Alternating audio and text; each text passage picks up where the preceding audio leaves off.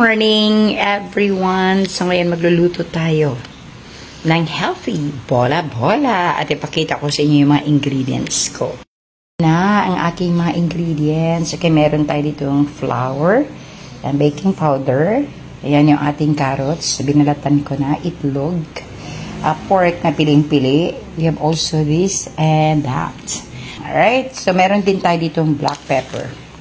Okay, so yan ang ating lulutuin for this morning. Healthy bola-bola. So, kailangan nating durugin ang ating carrots para hindi mahalata sa ating mga anak. Yan ang carrots natin. Ayan. Okay, durugin natin. Durug.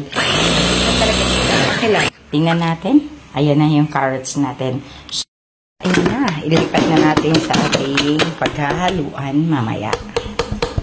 Na naman nating dudurugin ito, right? Make sure na malinis, nahugasan na before natin i-cut into pieces para durug. Right, inumpisa na nating i-cut. Kapit na tayong matapos. Right, dudurugin na natin ang ating sibuyas. Muna sa inyo ang resulta, carrots at onions. Yeah, onion leaves. Ayan. Okay, ito na yung ating dudurugin. Cabbage na naman tayo.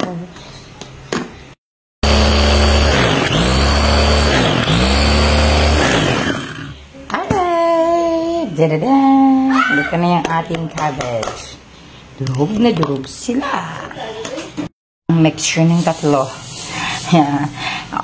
Onion leaves, we have cabbage, and carrots. Next in line, ilagay na natin yung ating malinis na pork. Alright, so haluin natin sila mabuti. Para maramdaman ang kumakain na merong pork. Yan siya. Alright, yan lang. Halo lang natin mabuti.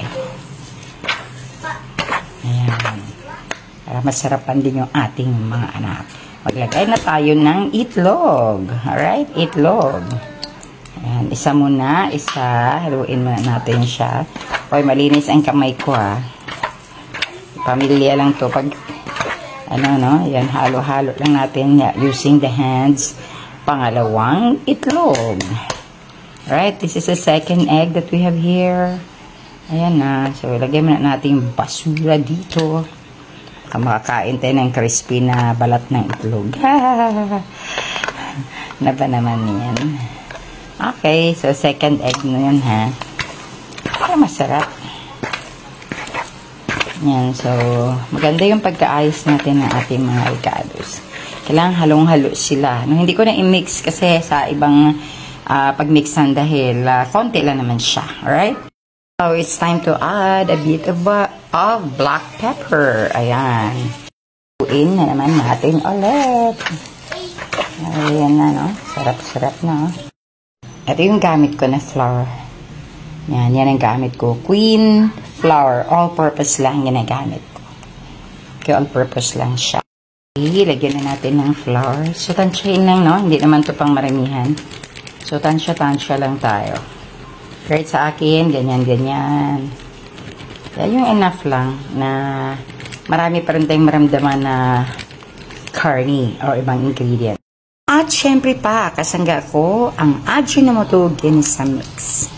Lagyan natin para sumarap lalo yung ating luto. Bago lagyan ng tubig, ito muna, lagyan muna natin konti, okay? At syempre pa, lagyan natin ng konting asin. Yan, add na tayo ng a bit of water para mahalo natin lahat ng ingredients.